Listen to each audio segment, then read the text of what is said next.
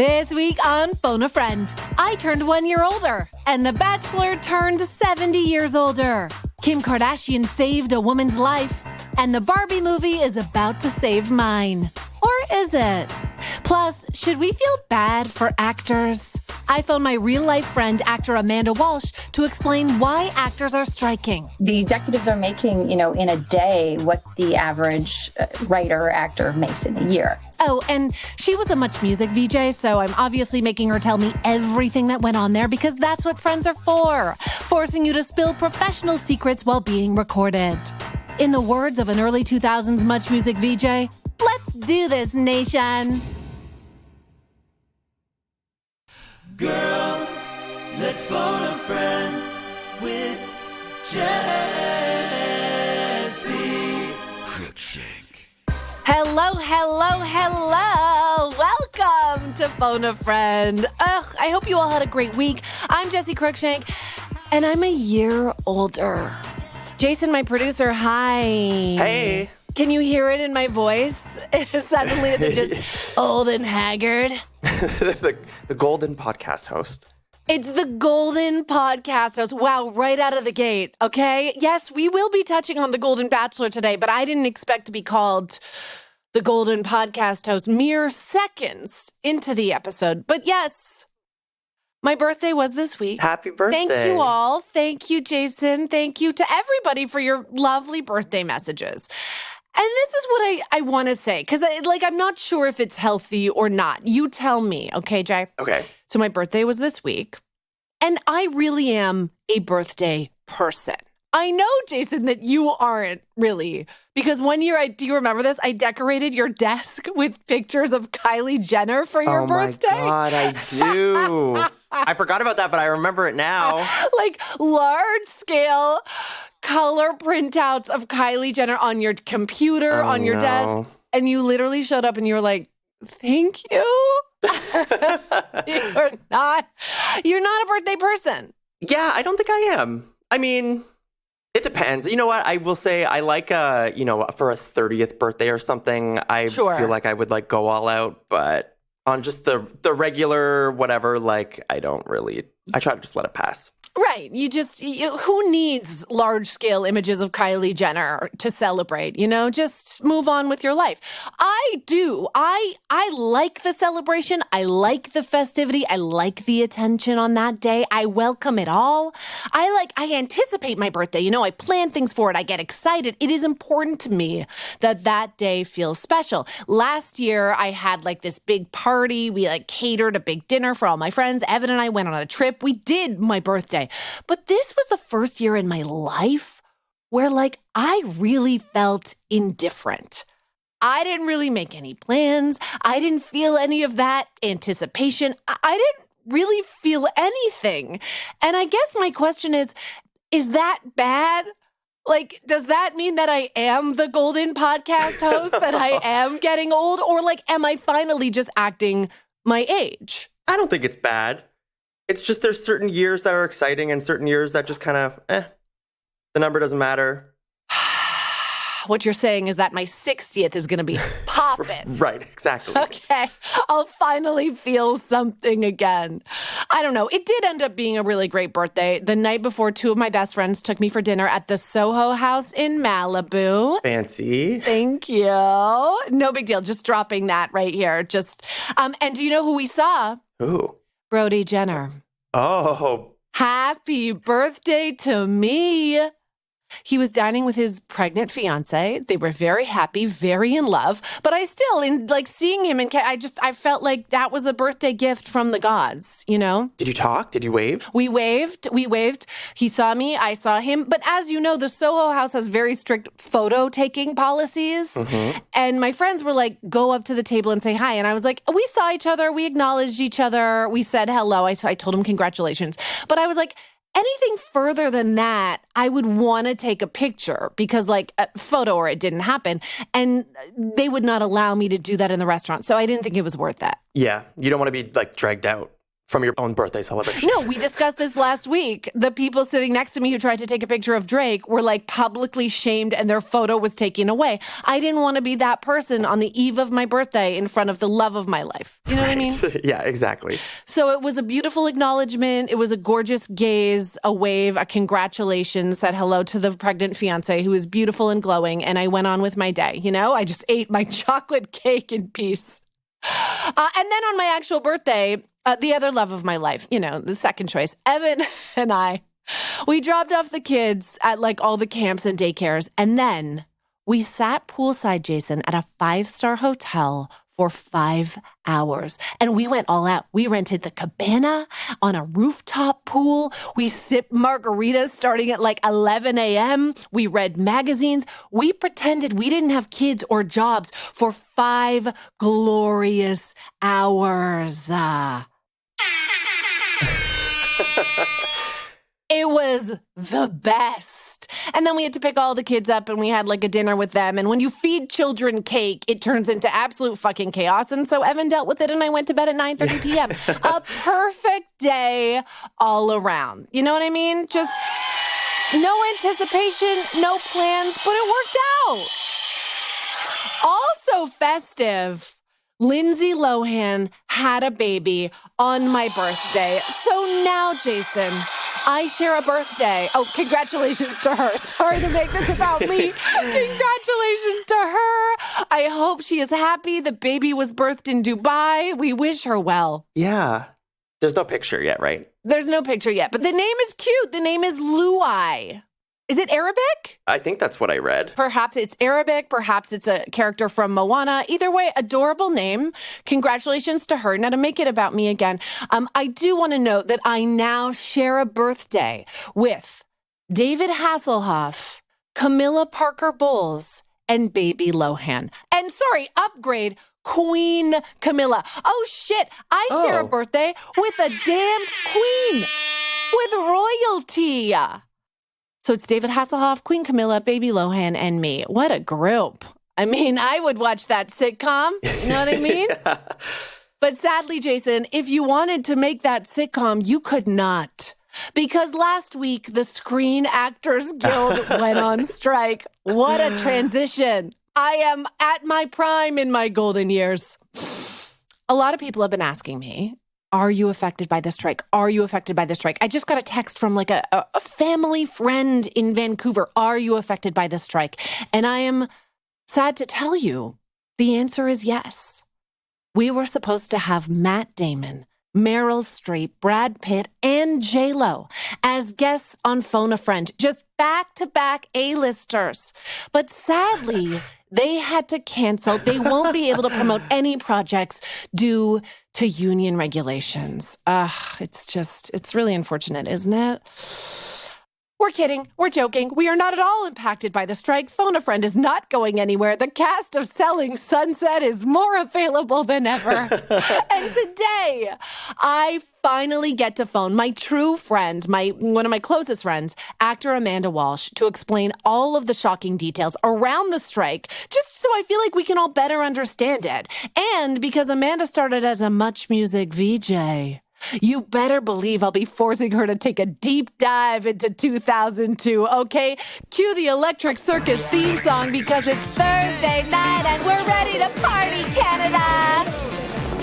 I may not have partied out on my birthday, but I am today. Put on your low-rise snakeskin pants and baby teeth and get ready to dance like you're on MDMA. It's been a week. It's been a week, yeah. Did you know what I just realized, Jason? What? The Electric Circus theme song is the same song I used to kick off Fuck Yes Friday every Friday on the New Mom Hooters Instagram page. It is? I had no idea until this moment. Like from Stock Audio Network? Yes, we pulled a Stock Audio Network song for that intro, and today, in this moment, years later, I'm discovering it's the Electric Circus theme song. I used to think Electric Circus was so cool. It was the peak of it was like Hollywood glamour. As a kid, there was nothing bigger.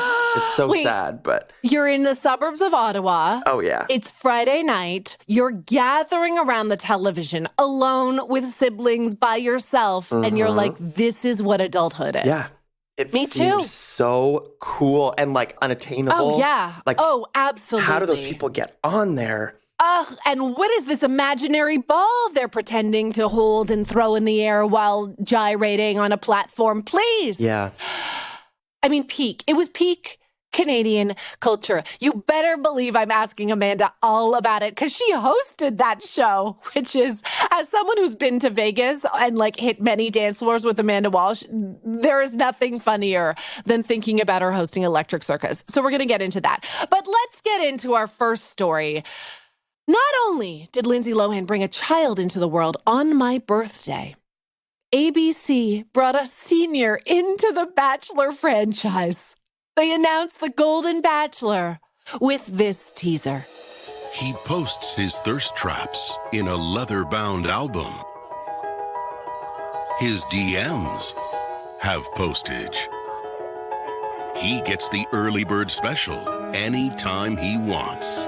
If you call him, he'll answer the phone. He doesn't have gray hair. He has wisdom highlights. Florida wants to retire and move to him. He's Gary. And I'm your first Golden Bachelor. That's really good. His DMs have postage. Florida wants to retire and move to him. Well, that one wasn't great. Doesn't it feel like I don't know how you write top-level jokes like that during a writer's strike, to be honest. But wow, ABC, you did it. And let me tell you, I can't wait. I mean, you know this about me. I was a lifelong Bachelor viewer until really only a few seasons ago. Like, Chris Harrison was canceled. That wasn't the reason I fell off. It was that around the same time, I realized that I could be most of the contestants' mother. Oh, yeah, right. It's true. No, Jason, this is the journey I went on with The Bachelor. When I started watching the show, I was like in college, okay? I was attracted to The Bachelor. Now I find myself just like worrying if he's eating enough. I can relate to the parents on the hometown dates more than I can relate to the contestants. I feel like in the decade I have spent watching The Bachelor, I went from horny to maternal like that. And that made me feel old.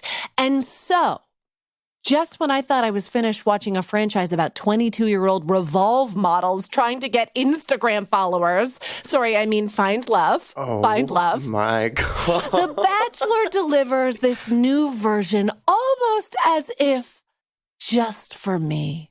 In my golden podcast era, Gary was delivered to my doorstep. He's a 71-year-old widower and father of two from Indiana who enjoys hosting barbecues and playing pickleball. I'm horny already. You know how many times I've said to Evan that I would like us to get into pickleball? I mean, this is a conversation we have nightly. Try it. I'll come with you. Will you? Yeah. Oh, Jason. And I don't know anything about it. Everybody says they play pickleball and I feel left out. Oh, me too. I'd probably be horrible at it. I don't even know how you play. I threw it out to a mom group text, and one of them was like, I play regular tennis. And I went out one day to play regular tennis with her, and I literally was like, my knees are sore. I'm out of shape. I need to play pickleball. Okay? I'm in my pickleball era. Let's play together. Yeah.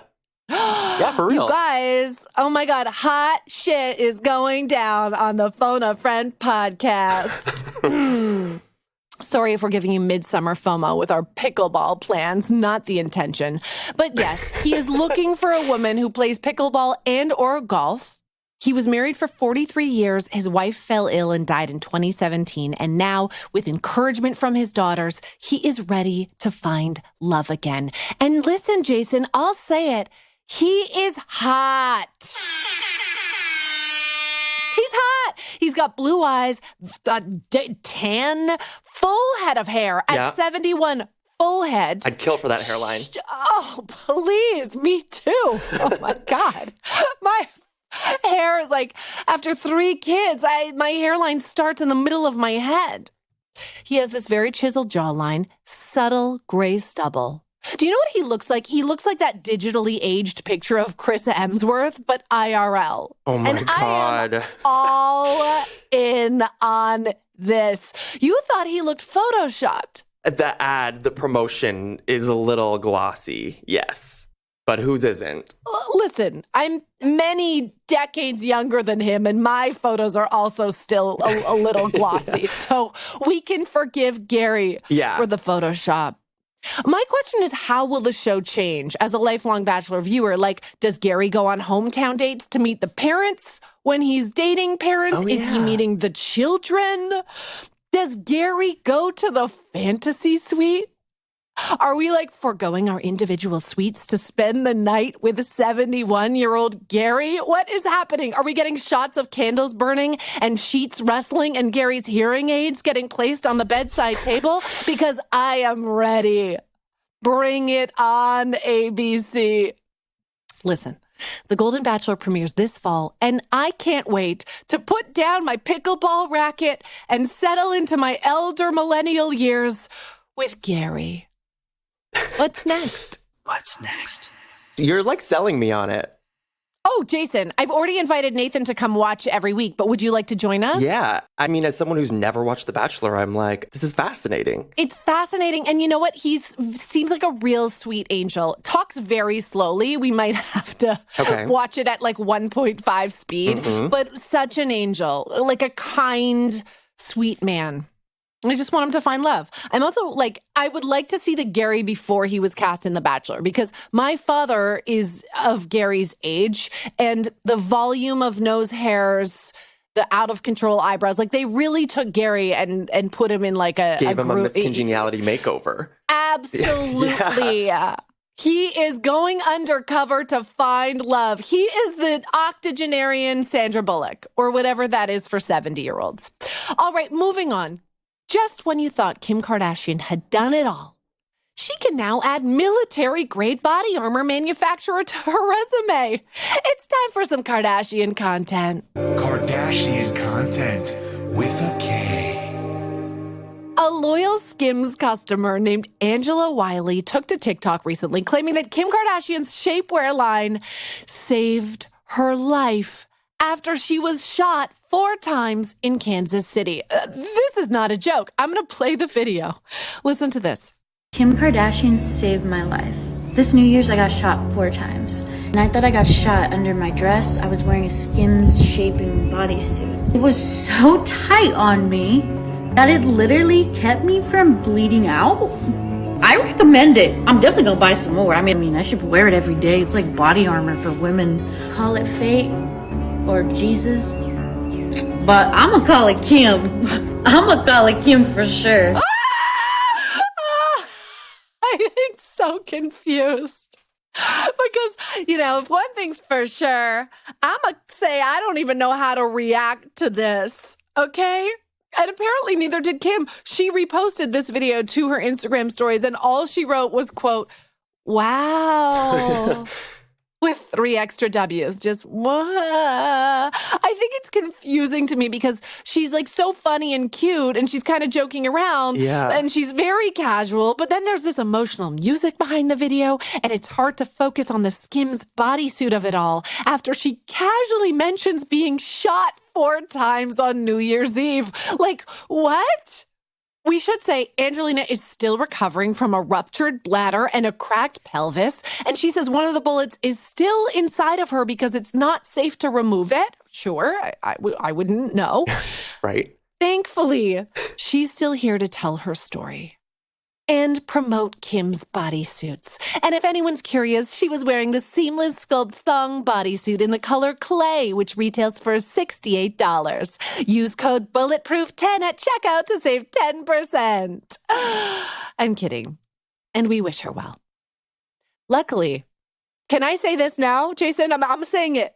What? I don't need a discount code, because I have my own Skims hookup. Yeah. And it is Jason, my producer.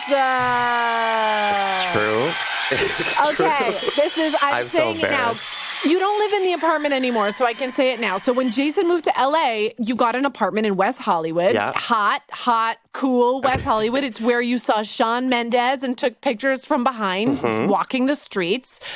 And it was clearly previously rented by an influencer because you got a huge package filled with size small Skims. That's right. And obviously you didn't know what to do with this multitude of shapewear, bodysuits. And so you generously gave it to me.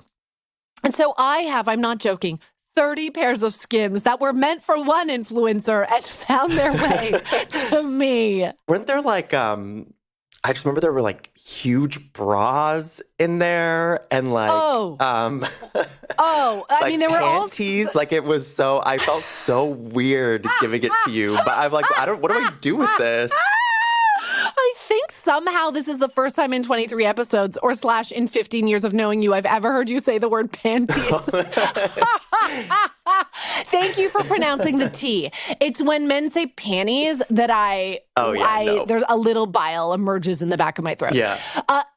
It was a very awkward handover you gave me. It was bras. It was like ankle to neck shapewear, okay? Every mound of flesh that needs suction was sucked by the garments that you sent me in that Skims package. And I would try to squeeze my body into these Skims regularly. And every time I would put one on, I would just walk around all day complaining to Evan, like, these Skims are so tiny. Look, this is a size small. It's tiny. I can barely breathe. They're cutting off the circulation to my brain. And one time Evan just looked at me and said, maybe it's not the Skims. Maybe you're just not a size small. Jason, I almost called a lawyer. Okay? I was ready to file and become the Golden Bachelorette. That was the moment. Wow. That was the moment. That's funny. Moral of the story is, Skims saves lives while toning your tummy and thighs. And I absolutely wear a size medium. Thanks, Kim. And Jason. Mostly thanks, Jason. Hey, yeah, you're welcome. I wish you stayed in that apartment so you could give me some Fenty. I mean, who knows what else you had coming. Yeah. Get me that Fashion Nova package, please. What's next? Okay. Who knew that in 2023, the debate over a selfie would be such a hot button issue? Turns out it is. Have you seen this Miranda Lambert video that's making the rounds? Mm-hmm. Okay, so during her concert in Las Vegas last weekend, she stops the show mid-song to call out a group of women taking selfies in the audience. Listen to this. I'm going to stop right here for a sec, Danny. I'm sorry.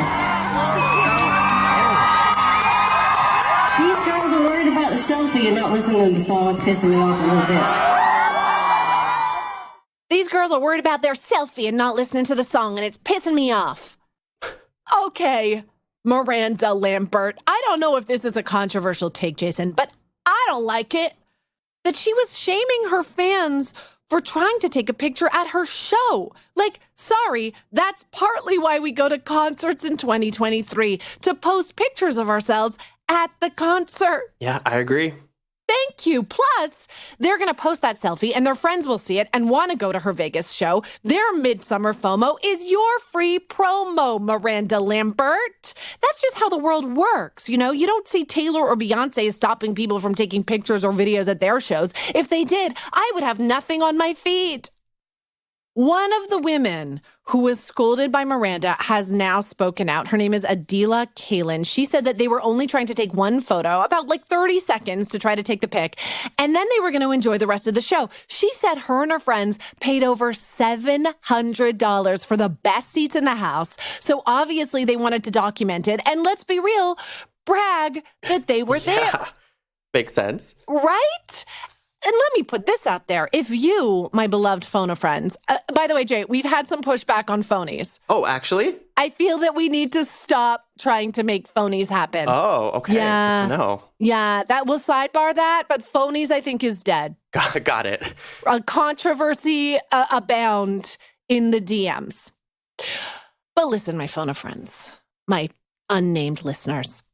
If you shell out 29 Canadian dollars to see me live at Just for Laughs in Montreal next week, tickets are linked in the description of this episode, you can do whatever the hell you want when you're there. Okay, take videos, selfies, please post it all. As long as you're not like heckling me, I expect that in 2023. I am honored that you want to share my work with your friends. The only thing Miranda Lambert should be worried about is if fans aren't taking selfies or videos, okay? That's when you should be upset. But if you're angry at your fans who paid $700 to see you and tried to take a picture to remember it, then as our friend Elle Brooke would say, you can go cry in your Ferrari, Miranda Lambert. That actually sounds like a country song. Yeah. I can cry in my Ferrari. Hey, could you please stop taking pictures? I'm trying to make some country music here. It's like if she was cool, she would have like posed in the background of the photo and given like a peace sign or something. Like, don't take yourself so seriously. Jason just wants a peace sign. Wait, didn't you one time, you were right up close at the Lady Gaga concert and you made these little like printouts of her dog. Didn't she take the printout and pose for a photo mid-concert? She did. That is wild. This is making me sound like such a loser, but no, it's true. Loser, please. You're living the damn dream. You brought something to get her attention. It got her attention. Not only did she take your sign on stage, she let you take a picture. She posed for a picture with it, right? Yeah. Well, that's the bar, Miranda Lambert. Jason wants you to throw up a peace sign or, hold up the picture he printed out of your dog and take a picture, okay? It's that or nothing. What's next? What's next? Lucky for Miranda. There is still one public place you're not allowed to take photos other than the Soho House and the restaurant I ate at next to Drake on King Street West, and that is the movie theater. It is strictly prohibited to take pictures or videos in a movie theater, which is exactly where I'll be spending my Friday evening with you, Jason. He got me tickets for my birthday to the opening night of the Barbie movie. Honestly. I'm so excited. I would have said, like, wow, Jason, you know me so well. But the fact is, I asked you to get me tickets. Yeah. You were like, can I do something? Do you want to do something for your birthday? And I was like, take me to the Barbie movie the night it opens. So I'm a woman who knows what she wants and isn't afraid to ask for it. And you're a man who delivers, to be honest. So we're going to the movie on Friday night. And unless you've been living under a pink plastic rock, you know that the Barbie movie comes out this weekend. Literally the only people working harder than Ryan Gosling's personal trainer, Margot Robbie's red carpet stylist, and the color pink are the Warner Brothers marketing department. I mean, these people are exhausted. It feels to me like they've been marketing this movie for years. And now it just came out that the Barbie movie marketing budget is estimated to be over $100 million. Meanwhile, actors are on strike because they don't make a living wage and can't pay their rent. More on that with Amanda Walsh in a moment. There have been posters, billboards, Architectural Digest set tours. There's literally an official Barbie-themed dream house on Airbnb being promoted by Chrissy Teigen like 4 days after she had a newborn baby. When you search Barbie on Google, as Jason and I discovered moments before sitting down to record this podcast, the whole interface turns pink and sparkly. Like, they're advertising the movie to us from within our computers. I've never seen a campaign for a movie like this in my life, Jason. In my long, golden, elder millennial life. And since the Barbie movie is not a sponsor of this podcast, we got $0 out of that $100 million. We thought we'd play a game called Plastic or Fantastic. My producer, Jason, will read some Barbie movie-themed promotional partnerships, and I have to guess if it's fake, i.e. plastic, or real, a.k.a. fantastic. Are you ready, Jason? I'm ready. Okay, here we go. Plastic or fantastic? Burger King launched the BK Barbie combo. It has a cheeseburger with bacon bits and smoky-flavored bright pink sauce. I mean, first of all, ew. Yeah. That sounds disgusting. But, like, honestly, I feel like that's got to be real. Fantastic. That's right. It's true. Fantastic. Oh, my God. That is horrific. remember that bright pink TikTok sauce that everybody was freaking out about? No. Oh, God. It was a thing, and I don't need to relive it. And I'm feeling very youthful that I brought up something from TikTok that you didn't know about. Okay, next one. Okay, Progressive Insurance used the Barbie dream house in their latest home insurance commercial. Ooh, you know what? I have not seen this, and I feel like I've seen every Progressive commercial 1,000 times. So I'm going to say this is not real. This is plastic. Wrong. It's true. Fantastic. No! Yep. Really? Funny. Yeah. Do you know that my neighbor is the Progressive guy? Oh. There's like Flo, and then there's like the guy. Yeah, that's my neighbor. He's probably in it. He's probably in it. God, I got to go knock on the door and ask. Yeah, his cars just keep getting nicer and nicer. Every time I see him in a Progressive commercial, he pulls it in like a new Porsche. Yeah, he's for sure in the commercial then. Yeah. Wow. Okay, next. Hard turn. Plan B One Step released B for Barbie themed packaging for their morning after pills. What? No. That can't be a thing. This is fake. This is plastic. Okay, you're right. Correct. Fake plastic. Hey, good one. It's just you don't need Plan B when you don't have genitals, you know? Yeah, exactly. Exactly. Yeah. Good point. Thank you. Okay, next. Snapchat launches an AR lens that turns London's Tower Bridge into a bright pink version of itself. Oh, first of all, this is insane. We are changing global monuments to promote the Barbie movie, but I also think it's absolutely true. This is fantastic. True. Fantastic. Oh my God. It's kind of cool. I haven't used Snapchat in 7 years, but... No, actually, that was the most informative part of that question was that Snapchat still exists. Also, I honestly wouldn't put it past them to paint the Tower Bridge, okay? If they were like, we're going to paint Mount Rushmore pink, I would have thought, yeah, sounds about right. The Mona Lisa will be painted over with the image of Margot Robbie as Barbie for 10 days only. Oh, that's good. I should have used that in this thing. Yeah, you should have. I would have believed it. Last one. Pop group Aqua is releasing an EP of Barbie Girl remixes featuring an original rap from Ryan Gosling. Stop. Wait a second. The butterflies that just emerged in my stomach at the prospect of this being real. Like, I am more excited over this Aqua remix than my own birthday this week.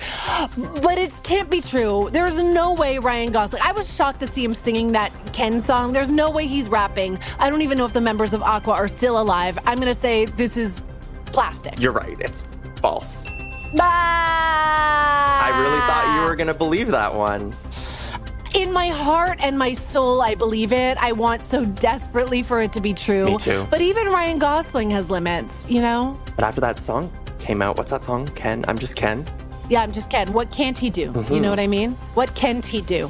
If we're speaking the language that we have been trained to speak. Wow, and that's how you play Plastic or Fantastic. Thank you, Jason. The Barbie movie comes out on July 21st, but you knew that already. My God, did you know that already?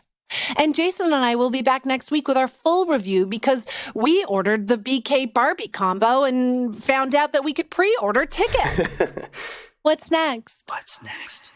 Okay, I'm so excited for this one. I have been looking for an excuse to phone one of my true friends, my closest friends, who happens to be a former Much Music VJ, Amanda Walsh. She's also a successful working actor here in LA. So when the SAG-AFTRA strike happened last week, I knew this was the moment. Or to put it in phone a friend terms, I just wanna feel this moment. I need you to know that when I sung that, Jason, I held one of my earphones and I closed my eyes. I was feeling that moment. Christina in that moment. So as you know, last week, the Screen Actors Guild Union went on strike alongside the Writers Guild, which means we get to see lots of paparazzi shots of the cast of Bones on the picket lines. And we all got to enjoy this impassioned speech from SAG President Fran Drescher about their failed negotiations with the studios and streamers. I cannot believe it, quite frankly, how far apart we are on so many things, how they plead poverty, that they're losing money left and right when giving hundreds of millions of dollars to their CEOs. It is disgusting. Shame on them. Shame on them. Poverty. They plead poverty. I didn't know how badly I needed the nanny to stand up for something, but wow. So who is it that's experiencing poverty?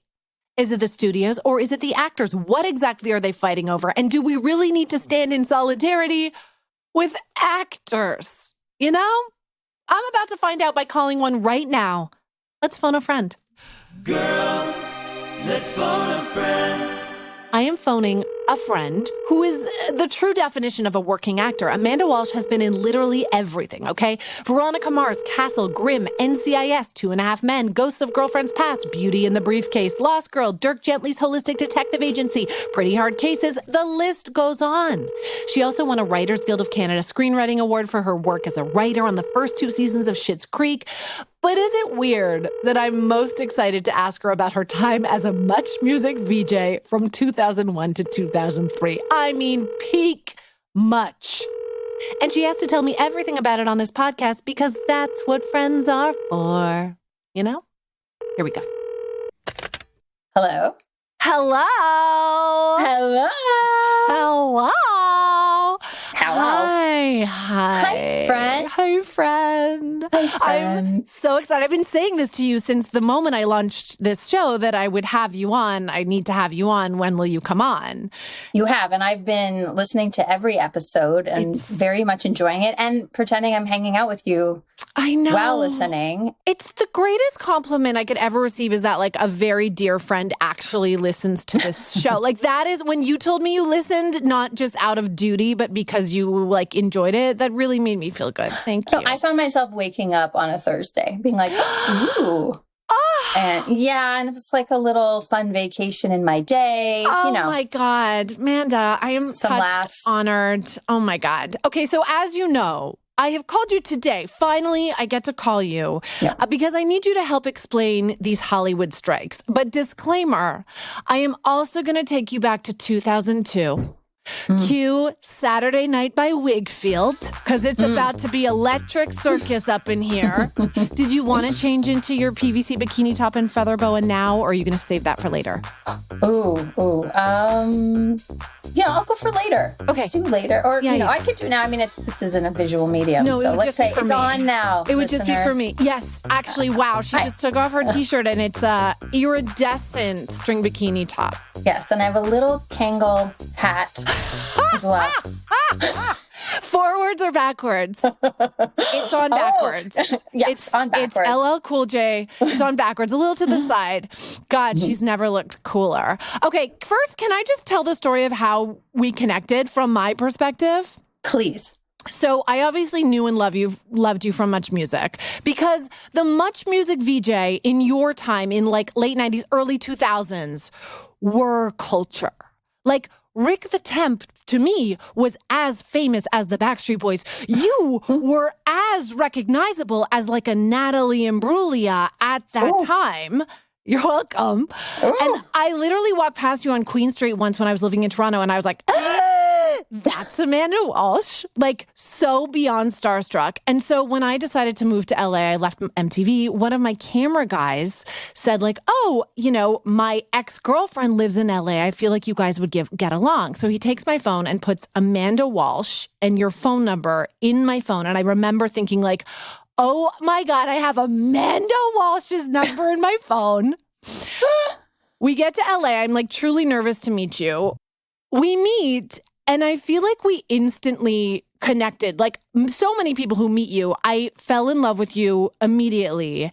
And since then, we have gone through career ups and downs and dating and breakups and apartments and houses and marriages and wedding planning and pregnancies and children and the pandemic together. And like you are truly one of my closest friends in the whole world. And I really don't know how I would have survived this city without you. Oh, friend.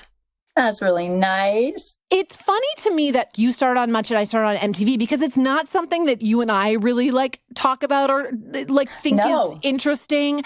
But do you remember the one time we were in Vegas? No big deal. We had a weekend in Vegas. one night we went out, thank you so much, and I was definitely like drinking. We were like a mess. We'd been like drinking. We were like, our shoes hurt. We were like bare feet in an elevator. We grabbed a muffin on the way back to the hotel. And we were just huddled. It was like 4:30 in the morning, and we had left our other friends who were maybe more reasonable and didn't have the love of dance take over. No. Had gone home. Yes, they had gone home. We were still out dancing to Pitbull. Go on. Yes. And then, we were in that elevator and people were coming down in the morning to start their gambling. Right. And we were just like two rodents, like just over a muffin, barefoot in an elevator. Disgusting. And those people were Canadian. And yes, a man came in who was clearly Canadian and said like, "Oh my God, you're from Much Music." And Amanda like paused, barefoot, drunk over her muffin, and was like, "Hi." And then he pans over to me and he goes, "Oh my God, you're from MTV." And I also, drunk with the muffin, was like, "Uh-huh."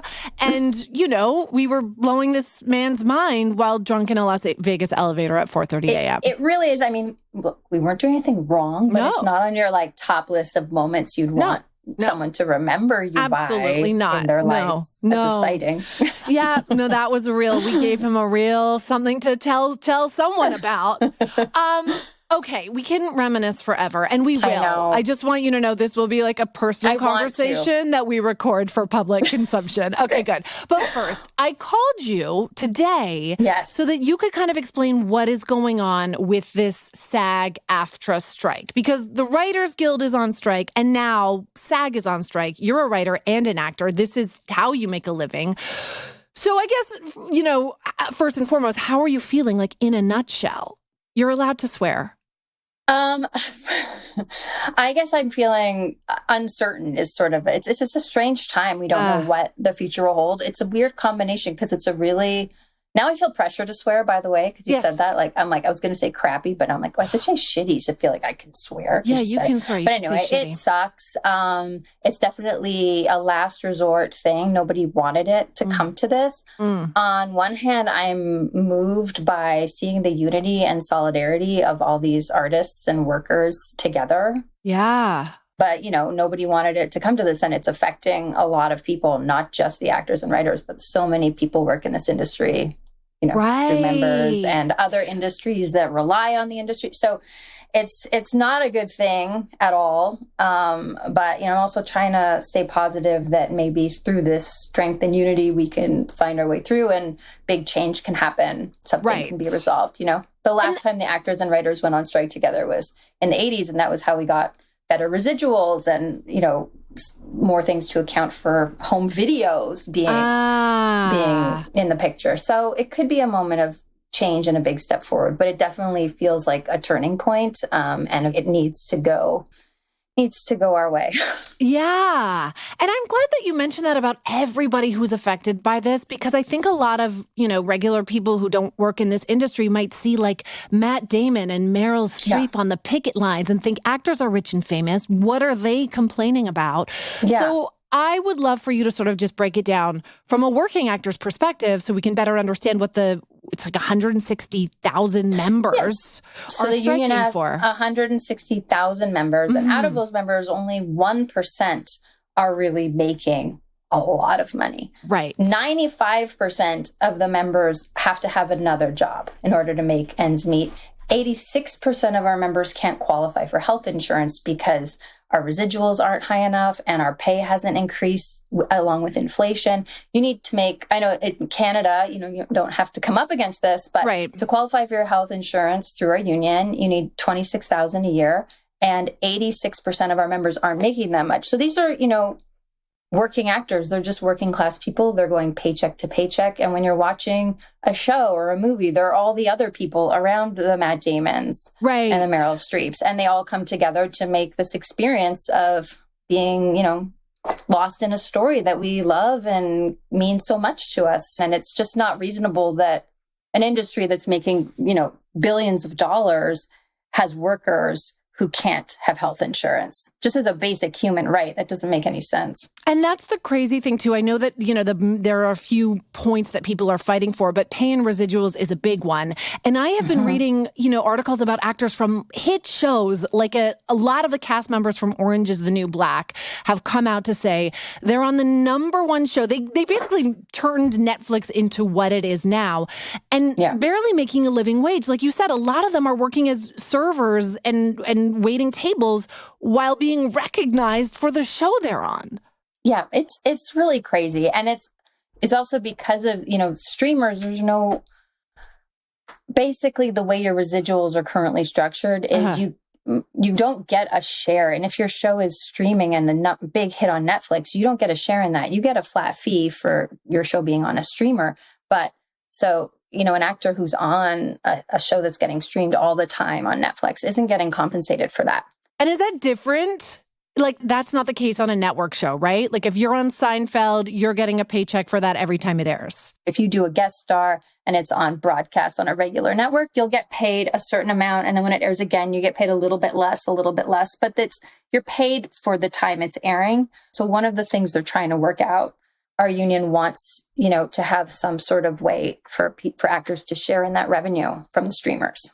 Got it. To restructure how that all works. Because Ted Sarandos, the CEO of Netflix, is making $50 million a year. Yeah. And like the stars of his shows are working as hostesses at like the Cracker Barrel. It's like wild. Yeah, the executives are making, in a day what the average writer or actor makes in a year.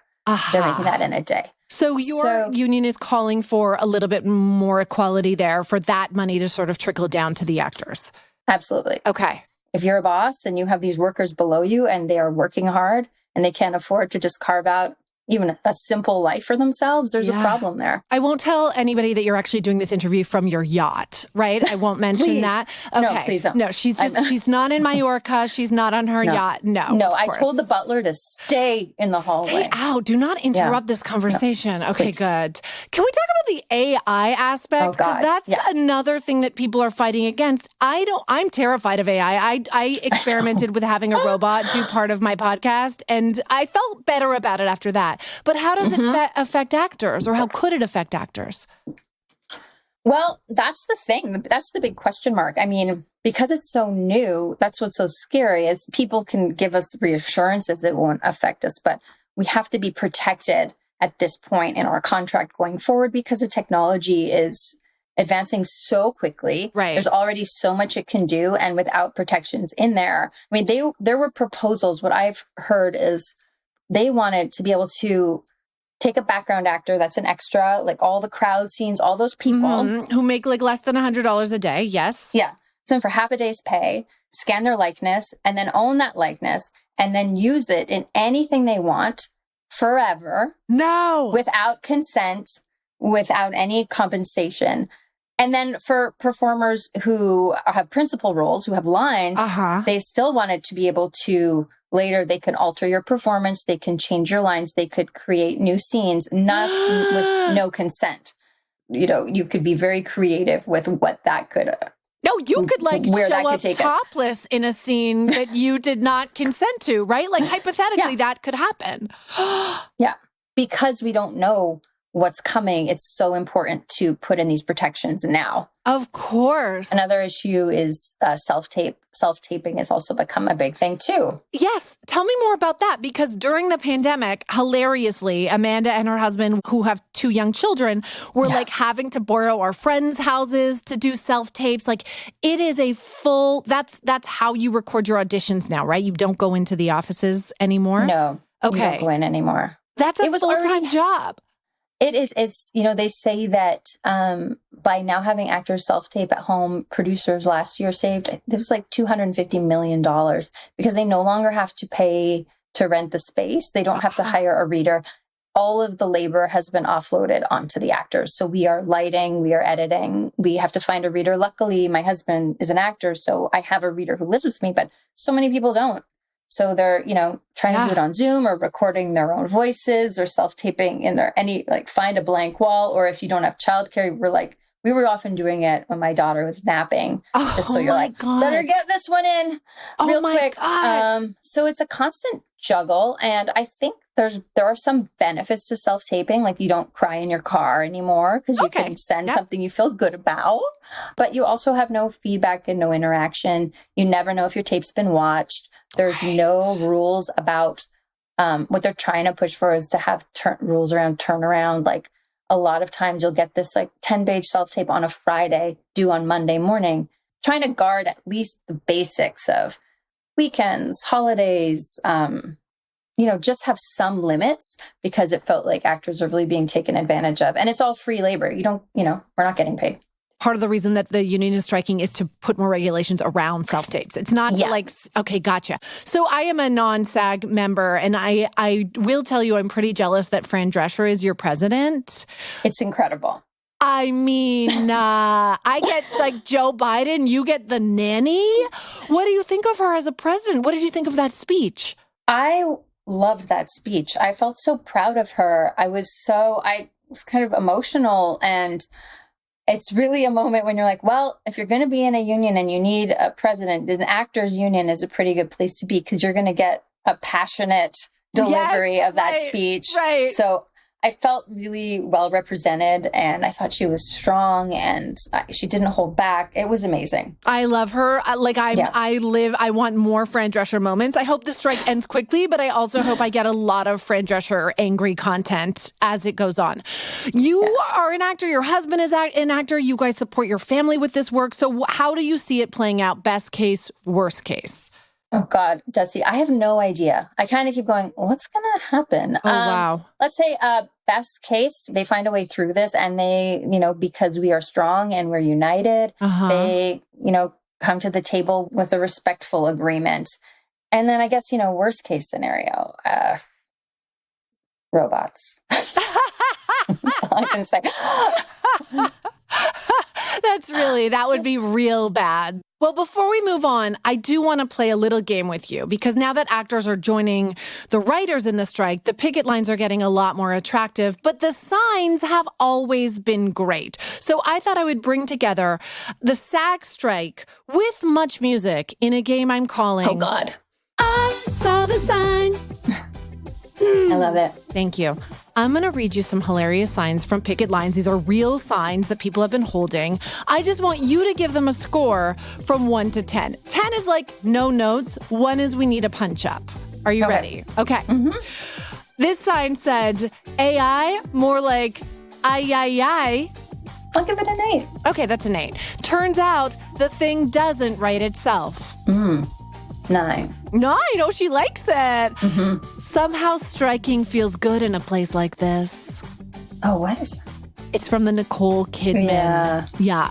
5. She does. Okay, that's a 5. HBO. I had to think about it for too long. Okay, gotcha. But maybe that's my lack of sleep right now because I really like that ay one. So the bar is low with that one. Okay, HBO Max pays HBO minimum. I'm just going to give it a 9. Oh, God, we're getting close. Stop trying to make freelance happen. Well, I do love Mean Girls. I'm going to say 10. Oh! Let's go for it. I can't hold back on a 10. That's how you play I Saw the Sign. That was fun. And you know what that does? It really brings us effortlessly into much music culture. Yes. And this is where I get to ask you things that I don't think I know the answer to because we've never really sat down and talked about it. I know. Is that weird? We've never... we just have other things to do. Well, it came up recently. I had like a bunch of people over. Do you remember? And we started like telling stories and it was so fun. So I want to hear more. And for my phone of friends, of which you are one, who know you from much top 10s, much on demand, Fandemonium, Electric Circus. Let's just catch them up to speed because when you Google Amanda Walsh VJ, a long list of articles appears with the headline, Much Music VJs, Where Are They Now? So give us a quick, where are you now? Now I'm in my childhood bedroom because I'm visiting family.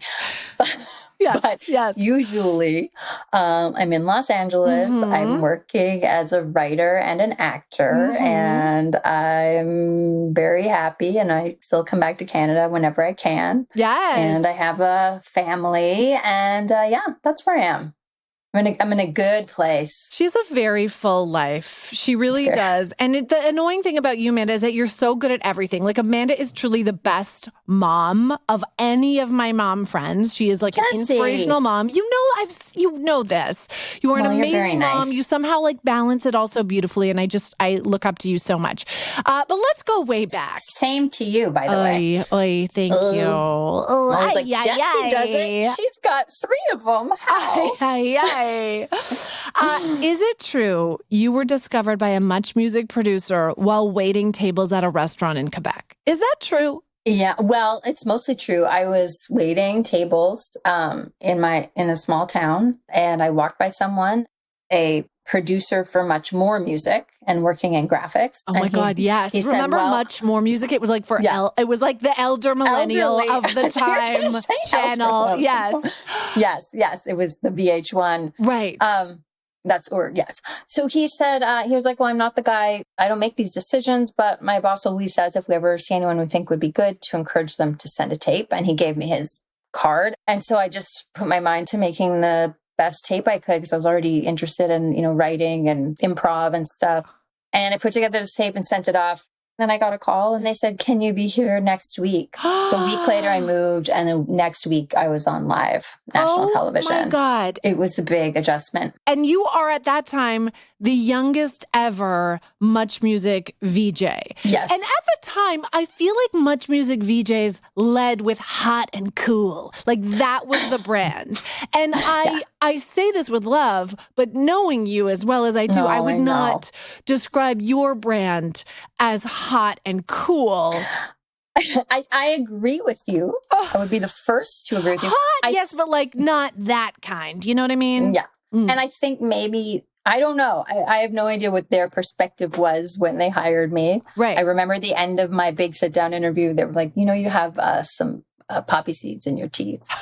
And when they asked me my favorite websites, I said the Air Canada website. Oh my to look God. For deals. Oh my God. And Hotmail. So I was not like at the forefront. They were very good to me there. But there was also sometimes a like, oh, that's a funny thing you chose to wear. Or maybe, you looked cool today. Like trying to kind of encourage me. Or sometimes I'd pitch, we were shooting something with Ryan Reynolds and it was us like snowboarding together, or he was snowboarding, I was skiing, and I was like, maybe I could also snowboard and I could be falling, like just some falling thing. And they were like, we kind of want you to look cool. So there was a lot of, I don't think I fit the mold in that way at all. And even just like clothing wise, I didn't have time. I was working all the time. Right. When I moved to Toronto, I had like 2 shirts. I was a student. I had like my going out shirt. But there was like an assumption that if you are put on a national television show, and at that time you were on for like 4 hours a day, that it was glamorous that they would dress you, do hair, makeup. Was none of that happening? I'll tell you the things that were happening. Okay. A producer took me shopping when I first started. So I bought a couple things. I had no idea what to buy in these Queen Street West stores. I was very She's from a small town in Quebec. Yeah. I was like, everything's kind of strange here. Okay. So I got a few pieces. I would get dressed at my apartment that I share with some roommates. Then I would walk in my own clothes. Then I would walk like for half an hour to work. So my hair would be insane. I have no memory of like fixing my hair before going on TV. You would walk 30 minutes in Toronto, sun, heat, cold, whatever, and just walk on with that hair. I think so. Yeah. I've known, because I remember my last week or two, I thought to like bring a brush. Yeah, it was a very strange combination of being on TV, but also, living like a 20-year-old who doesn't really know. And then I got sent stuff and I would just wear whatever was sent. I was like, right. there wasn't like that pressure that you hear about where they like tried to change you or make you this like cool VJ. They sort of encouraged you or pointed you in that direction, but also let you be you. For the most part, yes. Yeah. There was occasionally like some catalogs from like jeans, Buffalo, like left on my desk at one point. Oh my God. Oops. We just left this Buffalo jeans catalog. If there's any kind of a bedazzled back pocket that you're like. I knew enough to know that was not the right look for me. Oh my God. That was not the right look, but they would say, I remember this, it would be like the models in there that would be like, Tatiana likes to get wet. And I was like, I don't want to do this. I can't. Okay. So no, but I would say there was definitely some nudging, but at the end of the day, maybe they just gave up or maybe they realized, I guess I was doing okay my way. Wow. Who were the other VJs on air with you at the time? Rick the Tam. Rick and I co-hosted Much on Demand. Bradford. Yes. Bradford Howe, Rainbow. Right. Jen. Yeah, Jen Hollett. Yeah. Jen Hollett. Hannah Sung and George Strombolopoulos. Yes. Yeah. It was a great group of people. Yes. One time I was driving down La Brea and a police car pulled up next to me at a stop sign and started honking at me and telling me to roll down my window. And I honestly, hot, wet shit I was like, I am being pulled over by the police. And I opened my window and it's George Strombolopoulos in driving the police car that he owns. He bought like an old police car and that's the vehicle that he drives through the streets of Los Angeles. Fun fact. I had no idea. Yeah. If you ever get pulled over by the police, the chances are it's probably George Strombo. Yeah. You never know where he'll pop up. I know. Truly, truly. Yeah. When I started at MTV, I feel like I had a moment where I tried to be cool and like into cool indie music. Mm-hmm. And then Hanson came to the show and signed my like bony chest. And I cried and realized, I'm never going to be cool. I'm only ever going to be me, like the girl who shakes in the presence of Zach Hanson. And when I leaned into that, I really sort of found my voice. And I feel like you were similar in that you were always only ever going to be you. Like you weren't just going to show up and double finger point to camera and say like, "What up, nation?" or read the teleprompter. Like, is that true? No teleprompter. Really? Yeah, we had nothing. Oh my God. You had to come up with all of your content. Wow. We had some great producers, of course, but there was no teleprompter. It was just you're on live and go for it. But to what you're saying, I don't think I was able to do that. So I had to kind of put my own spin on things. Yes. I remember even like when I first started, they wanted me to shoot a promo. It was like, hey, want to see the new VJ in a bikini or something weird? And I was like, I can't say, like, I physically can't do it. It will be weird. So I always had to find my own way in. And sometimes some of the stuff we started covering would be like, let's count down the top 10 hottest abs. And I was like, I can't. I have to make this funny or comment that I know it's dumb or just put something also in there for all these teenagers watching to be like, this isn't actually important. Because I didn't want to be contributing to, it was right as like celebrity culture was on the rise. And it was just like, how do I find a way to make this my own and make it funny and be aware of what it is? Yes. Oh my God. Yes. And sorry, I'm just going to make a note for myself for this podcast. Yes, if you're I'm going to do ideas. a segment on top 10 hottest abs. That's going to work here, I think, really for the demo. They used to have these like 7 foot tall model, like French models hosting Electric Circus. And then suddenly I turned it on and one night you were hosting it. How did that happen? I feel like someone was sick and there was a lot of worry about putting me on there. I remember getting like, be cool. So many Buffalo jeans catalogs on the desk. It's not my best work. I won't pretend it is. But it was just like, it's just fun. Why is everyone worrying about putting me in this fun thing? And then eventually they did. And then I got to stay because I guess I was cool enough or something. What did you have to do? Are you like throwing to dance? What was that job? Like, I just remember I'd host like 2 other shows during the day. Then I'd go to Second Cup and get myself a mocha red eye. And then I'd be ready for Electric Circus. There were the risers. And I remember you'd be there. You do the big EC is on the air. It's Friday night. We'd interview the dancers. Sometimes there'd be an artist that would pop by. You'd throw to videos. It's always really loud. I feel like it was just kind of yelling. And then sometimes you'd be there like, and then we're going to cut to you dancing. And I'd always be kind of nervous about that. Even though I love to dance, but like the dancers could dance. And they're like, and then we're going to cut to you. And I'd be like, You had to dance on Electric Circus? Every once in a while. It would just be like, cut to you and Rainbow having fun or something. And that would always feel a little bit funny. Oh, but my God. There wasn't room for much content. So a lot of it is just like, you guys having fun? It's Friday night. And like...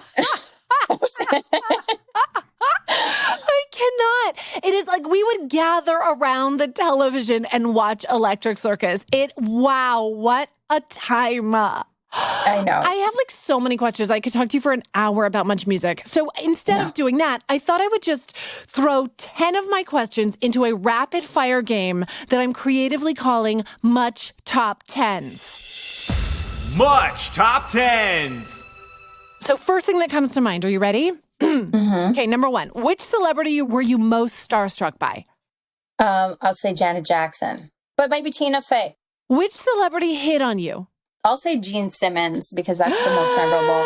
It was not on camera. I talked about this on Much Music, so it's not new news. Although at the time, I don't think people really recognize it. He put his tongue in my ear. Oh, he swirled his tongue. He asked me if I was a virgin in front of a bunch of record label people. I didn't even interview him. I was just there working. Oh my God. Rick was interviewing him and saw me watching from my desk and was trying to be nice. And he was like, "Oh, Gene, have you met Amanda?" And then he like shook my hand, wouldn't let go of my hand. And all the people around him are like, "Oh, like he's just being crazy rocker." And then he was like, "What time do you get off work?" And that night I was supposed to finish at 9:30, but we were preempted. So I was finishing at 8:30.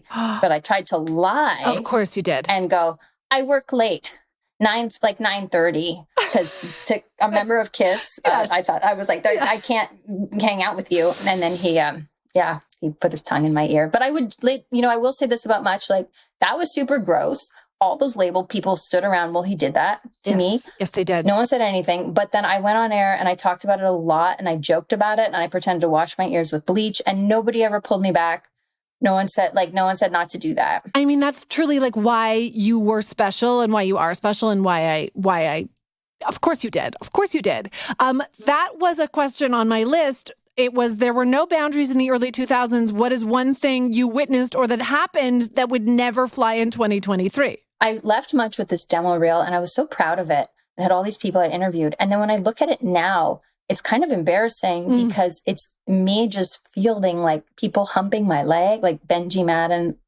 It might have been Joel Madden, one of the Maddens. I don't want to humping. Well, twins who can tell them apart, right, Amanda? You know. One of them was humping your leg. I was also humped by Jacob Hogard. So we've both been humped. They just like grab, and also not even celebrities, like random, it's like someone in an audience grabbing my face and kissing me. And I put that on my reel. Like I put that on my demo reel. Yes, because that was funny at the time. That I could handle it all. And it was just me like Ludacris hitting on me, Shaggy hitting, like they're all doing it on camera. They didn't do anything off camera, but like none of it would fly. It's crazy. It's crazy. Yeah. Favorite person to interview?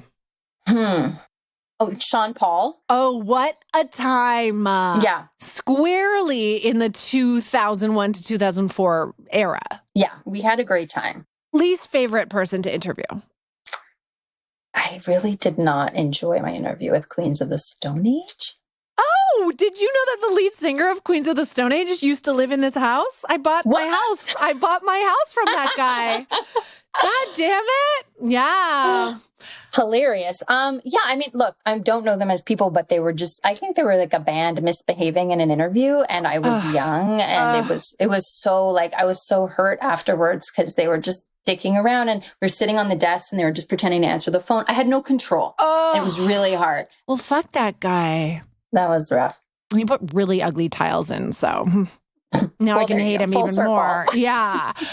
Okay, one band or artist you were pissed that you didn't get to interview. Because you didn't get to do any of like the intimate and interactives with the boy bands. No, I didn't. And I am pissed about that. Rick always did those and he was fantastic. He did. But I would probably pick because it was that era, it might have been fun to there was a moment when Justin Timberlake was supposed to come to Much. It ended up getting canceled. I didn't have the interview, but I was supposed to do the pregame show where you're in the crowd. And I had this whole plan. You know how he was in that like little knit cap and the 7-Eleven shirt? Yeah. That was what I was going to wear that in the audience. I was so excited.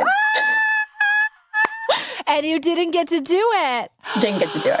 Oh my God. That's Amanda Walsh for you. She's not like trying to look hot when Justin Timberlake at the peak of his career comes by. She's like, where can I get the outfit he wore in the Señorita video?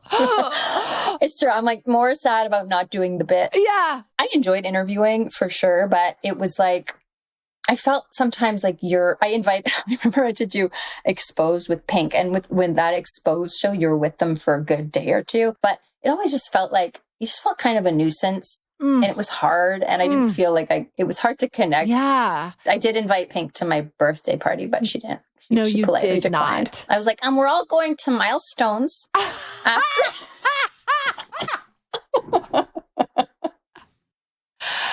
After doing a full day of Exposed, you were like, please. And she said no.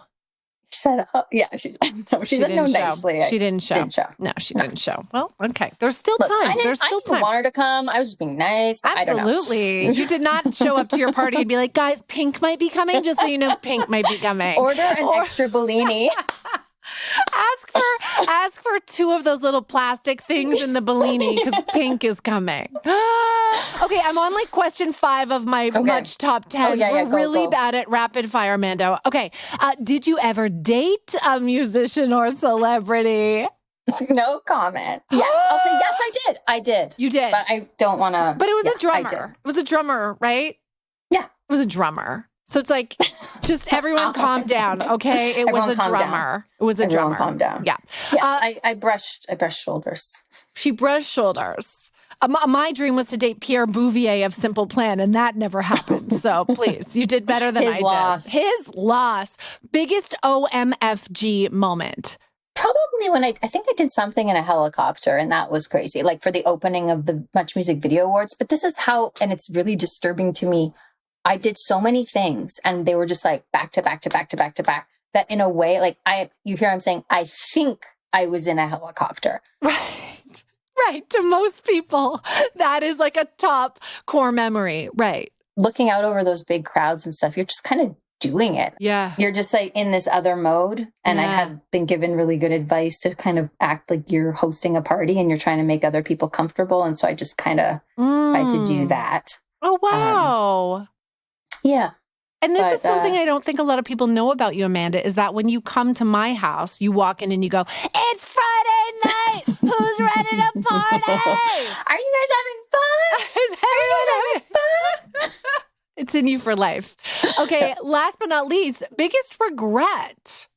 Oh, here's one you'll like just for CanCon. Please. When Avril and Derek Whibley were moving to LA. From Ajax, go on. His parents called me to invite me to their going away barbecue. And they also called Rick. And I didn't go because it was like Avril and Derek weren't actually inviting me. Their parents were just really sweet and would come to the Much Music events and were like if I'd shown up, it would have been weird. But I'll just share it because I feel like you would like this CanCon detail of life. I regret that for you. You absolutely should have gone to the farewell barbecue. That is the greatest invitation I've ever heard. And that's a goddamn air horn sound effect. R.I.P. to that couple. And those are my Much Top 10s.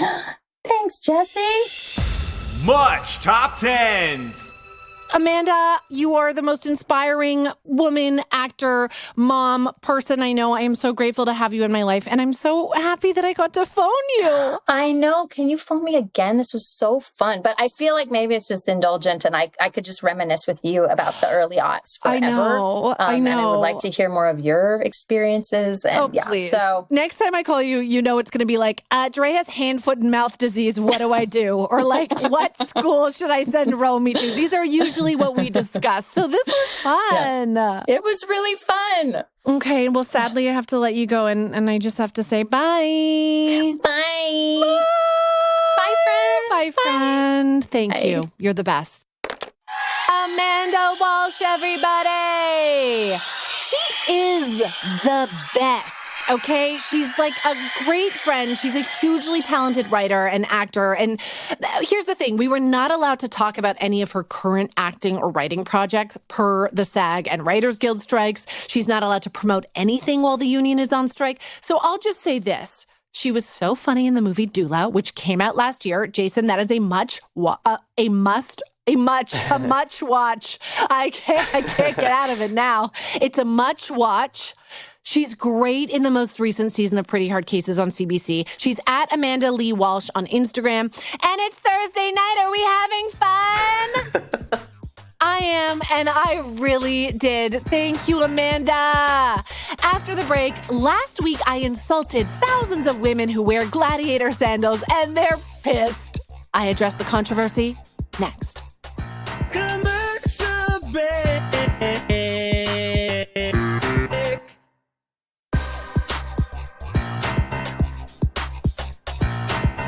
We're back, and I get two kinds of voicemails throughout the week, Jason. Messages from my mother begging me to call her back, and messages from you, our unnamed listeners, calling me out for questionable things I say on this show. Today, it's the latter. Let's check my voicemail. Check your voicemail. Hey, Jessi, this is Katie calling from Toronto, and I need a favor. I need you to help an elder millennial mom out. So this week I was listening to your podcast, which I love, and you mentioned that gladiator sandals and wrap sweaters were extremely offensive when you were speaking about your encounter with Drake. And as a millennial mom who has been momming for the past 12 years, my fashion sense has suffered quite a bit. And this week you had me running to my closet to ditch the gladiator sandals and wrap sweaters. And I just need to know, what am I replacing these with? What are elder millennial moms wearing these days that are not so offensive as gladiator sandals and wrap sweaters? Thanks, Jessi. Take care. Bye. Okay, Katie from Toronto, or as she pronounced it, Toronto. Katie from Toronto. I am so glad you called because I do feel the need to clear this up. So last week, I told a story about Drake sitting next to me at a restaurant with a girl who he was clearly romancing. And I said that the thing that shocked me the most was that she was wearing gladiator sandals, flats, and a wrap sweater. Now, I should have clarified, and I would like to clarify now. There is nothing offensive about gladiator flats and a wrap sweater, especially in 2016. I had wrap sweaters in every color, and I, too, still wear my 2016 gladiator flats to this day. You know, the kind, they're like the ones that lace right up the calf. What I was shocked by was that Drake was out at a hot King Street restaurant on a Friday night with a girl who was dressed like me and you, Katie, from Toronto. Okay, I just feel like he deserves better than us and our Gap wrap sweaters. You know, you would expect Drake to be with a girl who looks like the girls in his videos. And those girls are not lacing up their gladiator flats. They're lacing up their panties. Oh, God. To quote you, Jason. And they're pairing them with heels. And there are no sweaters, wrap or otherwise, in sight. Okay? You don't see Drake rapping in front of the CN Tower with girls dancing behind him wearing wrap sweaters. It doesn't happen. And I feel like the girls who you do see him dancing with, those are the girls Drake should be with. That's who he sings about. That would make sense. Instead, on this particular evening, it looked like he picked up this girl at the Robarts Library on the U of T campus while she was studying for an exam and asked him to join him for dinner on King Street. And I became obsessed with it. I could not stop thinking about how this lovely, albeit basic young lady found herself with Drake in flats. Because let's imagine for a moment, Katie from Toronto, that Drake asks you to dinner. Are you heading out in your flats? Are you just leaving work a few minutes early? Are you saying goodbye to the marketing girls? I gotta go. Just gonna pop out in my wrap sweater to meet Drake. No, you are absolutely not. You are leaving work early. You are digging into the back of your closet to find heels, to find something that shows cleavage. You're going to do whatever you can do to dress your ass up for Drake. Not this girl. This girl rolled up in her outfit from the Yorkdale Mall, and clearly I'm the shallow one because it seemed like they were having a lovely time. I remember at the time thinking like, wow, maybe Drake just raps about falling in love with strippers, but in real life, he just wants like a sweet, down-to-earth Toronto girl, you know? And then less than a year later, he did have a baby with a former porn star / stripper. So I guess in conclusion, to quote Drake, sometimes I need that romance, sometimes I need that pole dance. And there can be no pole dance in a gladiator flat. As far as what elder millennial moms should be wearing, Katie, I think a flat and a wrap sweater sounds perfect. As long as you're not dating Drake, don't change a thing, Katie from Toronto. And thank you for your message. Keep the voicemails coming. And if you're coming to see me live in Montreal next week at the Just for Laughs Comedy Festival, come ready with questions because I'm going to check my damn voicemail live. I'm linking tickets in the description of this episode. And Jason, that's our show. That's the show. What should we play? Can we go something like Electric Circus? Yeah, it needs Electric Circus. I'm feeling like a Sandstorm by Darude energy. Oh, good one. I never would have thought of that. Good one. Yes. Just send us off into Thursday with a Sandstorm vibe, please. Huge thanks to Amanda Walsh for explaining the strike to us non-actors and taking us back to 2002. I'm much on demand that she comes back again when this strike is over because I feel like we have so much more to talk about. Her current projects, all of it. Jason, we're going to be back next week with our official Barbie review. Yes, we are. Now, do you want to know what I'm doing actually right now? What? I told you I had like a hard out. I have to stop recording at a certain time because I have to go get my first mammogram. Oh, good job. Which on the one hand, thank you. Very important, ladies. Yeah. Take care of your maternal health. On the other hand, it's like, where do I sign up to be the fucking Golden Bachelorette, you know? I've entered my Golden Podcaster era, Jason. And I'm squishing my breasts to prove it. Thank you all for listening. Thank you for reviewing the show, posting about it, leaving us 5 stars. It really means the world. And have an amazing week, everybody. Jason, have a wonderful week. I'll see you tomorrow. Thank you. Yeah, see you tomorrow. Okay. And we'll talk next Thursday. Bye. Phone a Friend was created by our mommy, Jessi Cruikshank. The executive producers are Jessi Cruikshank and Jason Yamba. The technical producer is Rob Parrott. The amazing theme song and sexy interludes are by Jay Malinowski from Bedouin Soundclash. Phone a Friend is part of the Acast Creator Network. Credits are by us, Ray Gatika and Rio Gatika. We're her kids. That's crazy, right? Wow, you're still listening? Okay, see you next week.